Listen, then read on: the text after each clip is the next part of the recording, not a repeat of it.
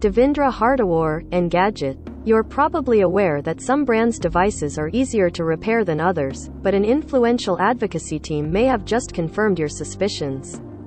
The Verge notes the U.S. Public Interest Research Group has published a repairability report card grading major laptop and phone brands both on the ease of fixing their devices based partly on French repair scores, and the company's overall stance on repairs.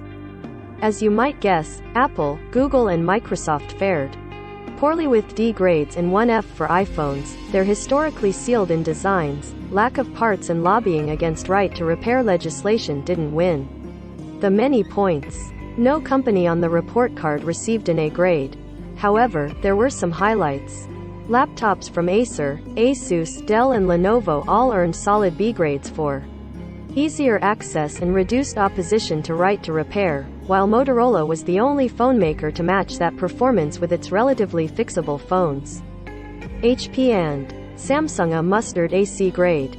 PIRG's aim is clear. As with its campaign to open up ventilator repairs, the interest group wants PC and phone makers to factor repairability into their designs, after-sale service and politics. Easier to fix products reduce e-waste and save money, Perg argued.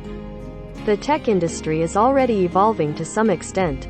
The Biden administration has ramped up pressure on American companies to embrace right to repair, including a plan to enforce pro-repair laws.